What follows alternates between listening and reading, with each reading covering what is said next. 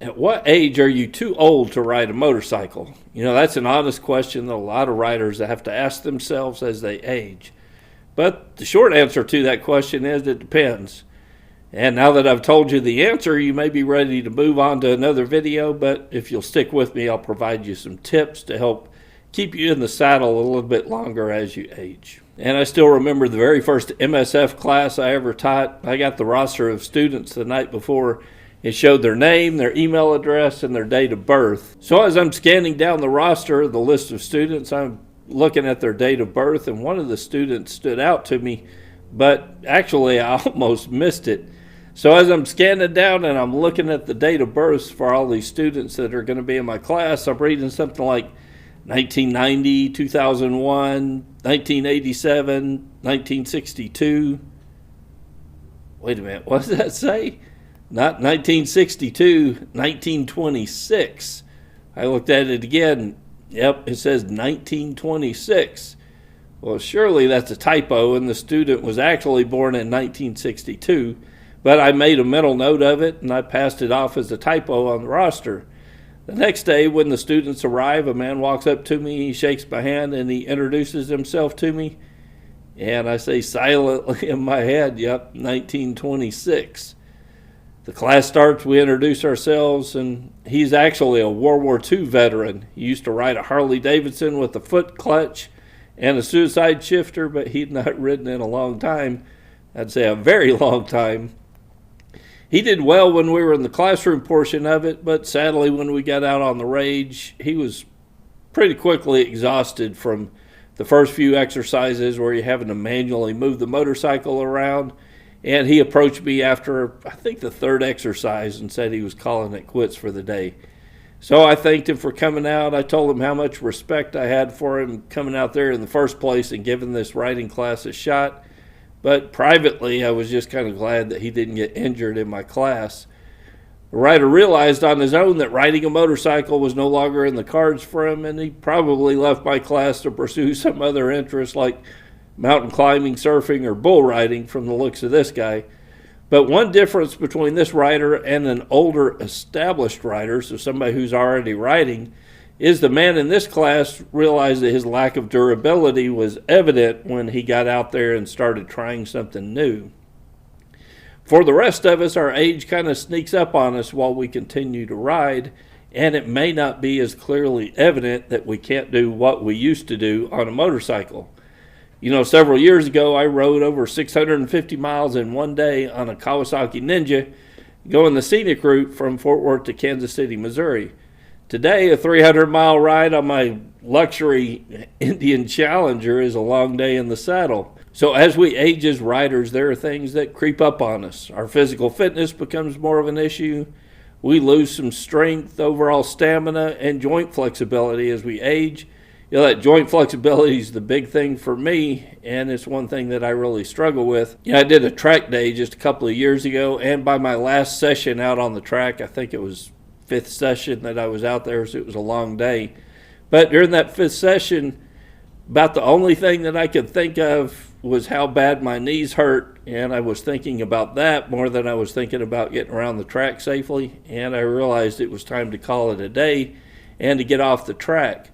Riding takes our full focus, and when we think about pain or fatigue more than the task at hand, it's time to cut the session short. So what are the primary things affected as we age? We've already mentioned joint pain, stiffness, aches and pains. Those kind of things can take your focus off of the road or the task at hand and put it more on yourself.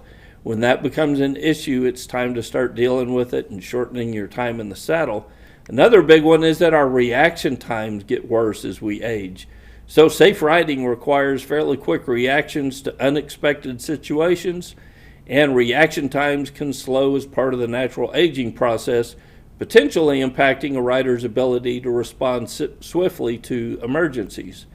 And if you're on medications that affect your riding, you need to be aware of those as well. Some medications are going to affect your mental alertness and awareness. Your vision and your hearing get worse as you age, and that needs to be accounted for as well. I'm a huge football fan, and one day I was listening to an interview from a former NFL quarterback, and he was talking about his years in the league.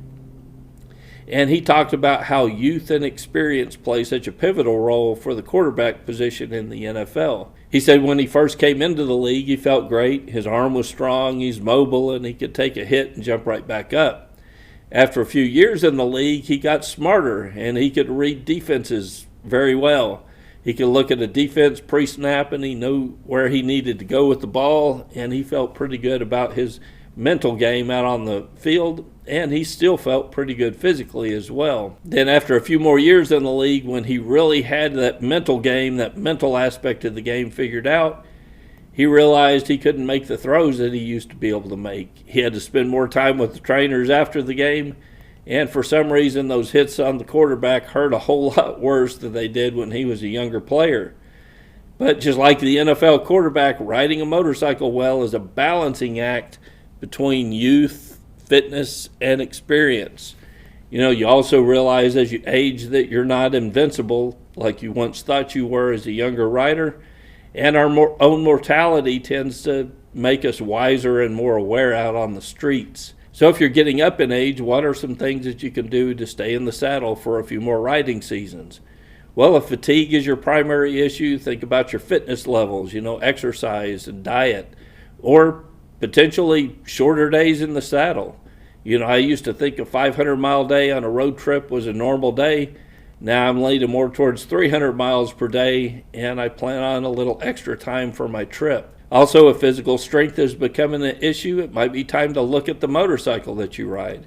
Smaller, lighter bikes are easier to handle, they're fun to ride, and they don't require as much physical strength at a stop to maintain your balance, or those slow parking lot or in the garage. You don't have to have as much physical strength to handle a larger motorcycle.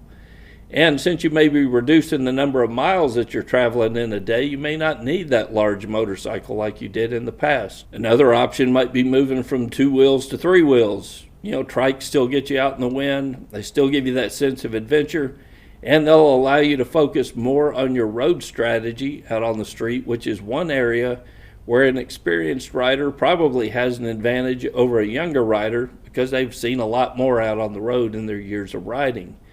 So if there's a 3-wheel course, a trike course in your area, I highly recommend taking that if you're going down the trike path, because there are some aspects to riding on 3 wheels over 2 wheels that change.